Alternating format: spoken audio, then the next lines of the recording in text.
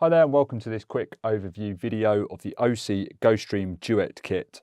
So quick disclaimer before we begin, OSEE were very kind enough to send me this unit for the purpose of the video, but they're not paying me in any way and the thoughts and opinions expressed are entirely my own. Now with that being said, the purpose of the video today is to go over the functionality of the unit, talk about what I found out by using it for the last week or so, and then hopefully that's going to give you an idea of whether or not it's suitable for your streaming needs.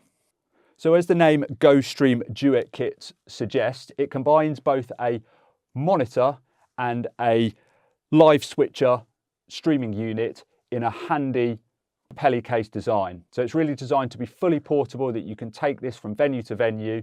It's really aimed at multi-camera live streamers. So people who are looking to hook up multiple sources, also people that are mobile. So they're either doing events or conferences. I especially see people doing local sports team type of broadcasts, and also people doing church, education, and other religious type ceremonies where they want to stream that to a live audience. So in terms of the actual physical design and how portable this unit is, it really is designed with portability in mind.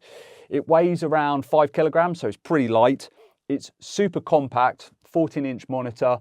There's everything contained within the case, handy carry handle built in as well. You have the built-in power options, so it has a USB-C connector here and a handy little slot. It will run off a high capacity 20,000 milliamp hour PD power bank for around 4 to 5 hours. The monitor itself is 14-inch.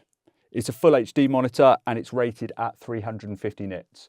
I must say it's very nice, very good viewing angles, high quality monitor, nice and small and light, and it's nicely mounted within the Pelly case design. It has a small ribbon cable here which feeds into the underneath of the unit, and they've done a really good job packaging this all together. It feels very professional.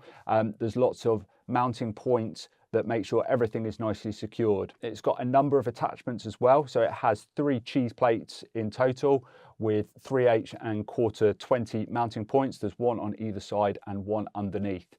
So if you're wanting to attach accessories or mount this to a tripod for use in the field, you can do that. The unit comes with an inbuilt fan as well for extra cooling, so if you are using it in hot environments, you can toggle that on and off, and it runs, even with the fan on, pretty silently.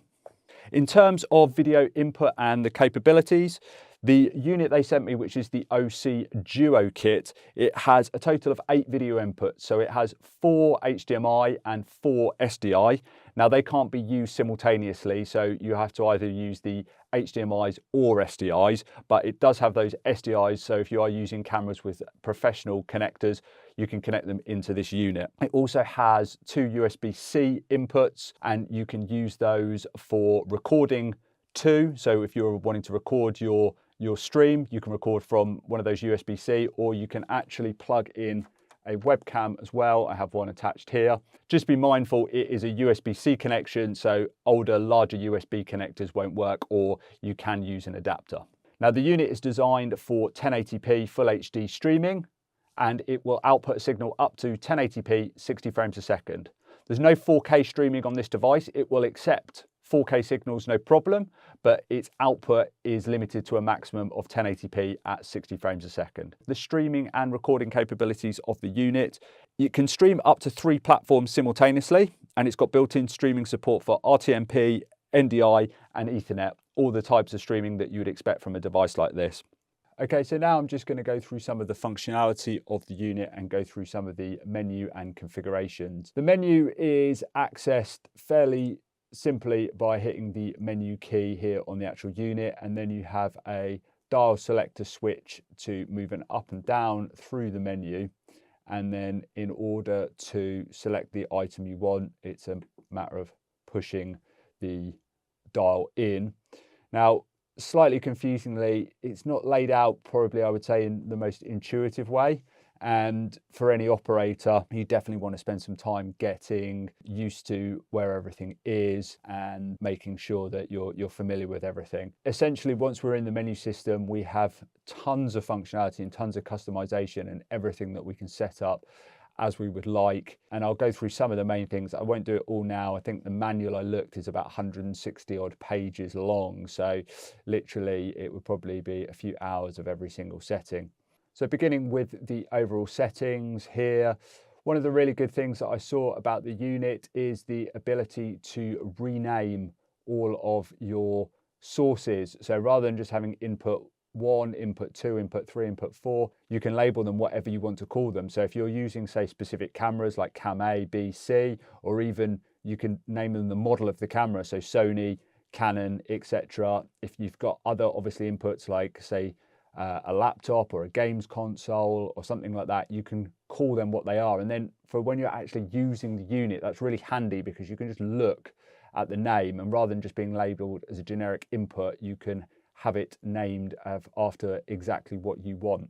So we also have the opportunity here to toggle on audio meters, and we can do that for any source. So if we want to view them on the screen that we're using, for example, so if I want to put them on the program monitor, I can just toggle them on and they would then appear there, and so we can monitor the audio on any particular input. So that's a really handy feature. In terms of audio inputs on the device, there are 2 mic inputs. We have one here on the front top side of the unit, and then there is another one on the rear of the unit. There is also a headphone jack for monitoring as well, and we can go into the various mic inputs and we can change the type of input from a line to a mic to mic plus power. So we can configure our audio inputs into the unit as we would like. So if you are recording your stream, you can give it a custom name. And in terms of recording, you can either record to an external SSD, which is probably the most recommended route, or you can actually insert an SD card into the unit. I have one inserted here.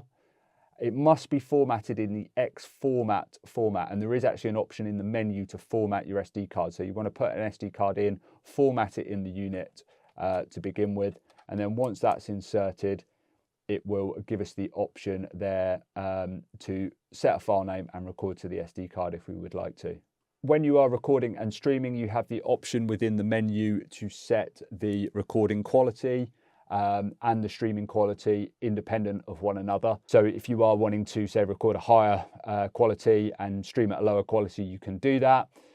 The options here correspond to the bit rates, and they have a section in the manual which tells you exactly what the bit rates are. It is in medium, low and high quality, so you can toggle between that and set that as you would like. Like I say, the customization with this unit is fantastic. So even here we have customization for the light and fan. We can go in and we can change the brightness of the buttons. So depending on the ambient light in the environment we're working in, we can boost them up really high if we're working in a bright environment, or if we're in a dark environment, we can turn them down nice and low as well. And then we also even have a control over the fan speed. We can set that from high to low to auto.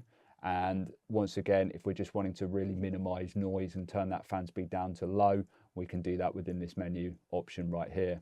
Just to go through the streaming options, like I said earlier, you can stream to up to 3 different streaming platforms simultaneously, and they are all configured within the stream menu here. So you have your stream 1, stream 2, stream 3, and you would set them up by firstly selecting your platform and then filling in all the configuration details as you would need.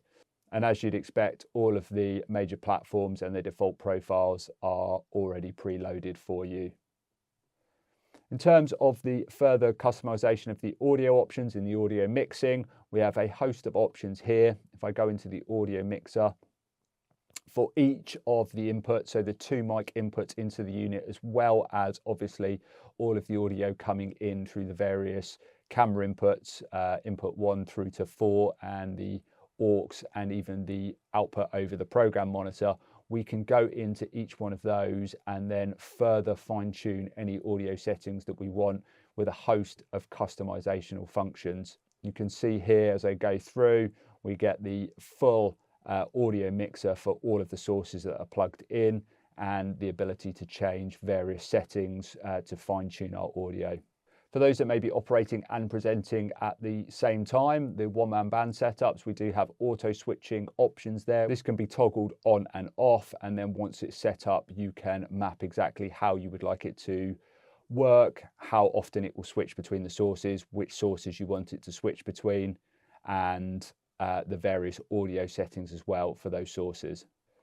In terms of the transitions, you have the ability to customize those as well, and you can set the functionality of the transition bar. We can go down into the various different wipes, and you've got a host of customization functions of those, changing the X and Y position and the direction that they will actually occur in as well. You can change the duration of fade to black and dipping as well, so that's really handy. In terms of picture-in-picture functionality, this has a whole raft of features as well. You can set your different sources for your picture-in-picture. You can alter the size and position. You can even add a custom mask if you would like, and a border, change the size and the color of the border as well. You have your normal keying effects as well, so luma and chroma key. So if you are doing green screen, you want to set that up, you can do that through the various menus. Obviously it will take a little bit of time to set everything, but you even have obviously the different colors, so green and blue screen keying, no problem at all. The other function here is the super source, so that enables you to combine multiple feeds into a single source and display that as your program monitor. So go ahead and just turn that on, and just here, for example, I've just got a couple of stock video and a still image, in fact, but you have all of the customization available here, so you can change the source, you can bring in any source as your super source, you can mask it off, you can change the border, size and color, and a host more features as well there. So super source video feed is well taken care of. So just to sum up, that is a quick whistle-stop tour of the functionality of the OSEE GoStream Duet Kit. I think for me, it's a really solid unit, and as an all-in-one streaming solution for people that are looking for something that they can take with them with minimal setup costs and minimal additional equipment, it's really hard to beat. The system itself takes a little bit of time to get used to, but if you are streaming, it's not something you're likely to do really casually. So if you spend the time to learn how the unit works, getting it set up and working best for you, I think that's where it really comes into its own. I think for me, I see this working probably best in environments where portability is key. So people that are moving possibly to different venues on a regular basis and don't have a setup at the same place all the time. But even so, even if you are streaming from the same sort of location, if you want something that is minimal, I think the OSEE Duet Kit is really hard to beat in that respect. I think the thing that impressed me most about the OSEE unit is how it scales from beginner to advanced. And by that, what I mean is you can pretty much use it as plug and play for small jobs and not worry about all the in-depth menu systems. But if you really want to unlock the full potential and power of the unit, then it's all there under the hood, just kind of waiting for you, as long as you spend the time to learn how to use it and get the most out of its functionality.